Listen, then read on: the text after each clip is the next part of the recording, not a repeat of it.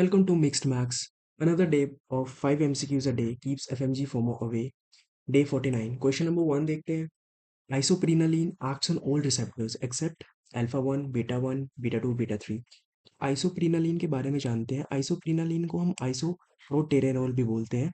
आइसोप्रिनालिन होता है non specific beta agonist. Non specific beta का मतलब कि it acts on all beta receptors. Beta 1 पे भी करेगा, बीटा 2 पे भी करेगा, बीटा 3 पे भी करेगा. तो आइसोप्रिनालिन हम देते हैं mainly in the cases of bradycardia और अस्थमा के केस में दे दिया. Isoprenaline acts on all receptors except alpha 1. Alpha 1 पे नहीं करता है. आइसोप्रिनालिन के बारे में मेन ये चीज़ याद रखनी है, it is a non specific beta agonist. Question number 2 देखते हैं. Which of the following drugs is alpha 1 plus D 1 agonist. तो फिनोल्डापामीन अपना होता है स्पेसिफिक डी 1 एगनिस्ट. ठीक है. डोब्यूटामीन स्पेसिफिक बीटा 1 एगनिस्ट. आइसोप्रोटेनॉल आइसोप्रिनालिन को ही बोलते हैं और ये होता है नॉन स्पेसिफिक बीटा एगनिस्ट. अपना ऑप्शन बी होगा इसका आंसर. आइबोपामीन हम देते हैं ओलिगोयूरिया के केस में. ओलिगोयूरिया मतलब लो यूरिन आउटपुट और हाइपरटेंशन के केस में. Ibopamine is a alpha 1 plus D 1 agonist. Answer होगा ऑप्शन बी आइबोपामीन. ठीक है. क्वेश्चन नंबर 3 देखते हैं. Drug of choice for posterior hypotension. Posterior hypotension is also known as orthostatic hypotension. ठीक है.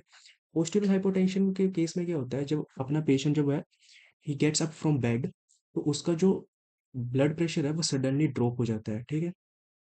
तो इस केस में हम पेशेंट को देते हैं माइडोड्रीन. माइडोड्रीन अपना स्पेसिफिक अल्फा 1 एगनिस्ट है. ठीक है. क्वेश्चन नंबर 4 देखते हैं.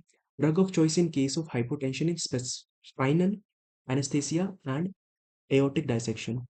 तो फिनाइलेफ्रीन. फिनाइलेफ्रीन भी अपना माइडोड्रीन की तरह स्पेसिफिक अल्फा 1 एगनिस्ट है.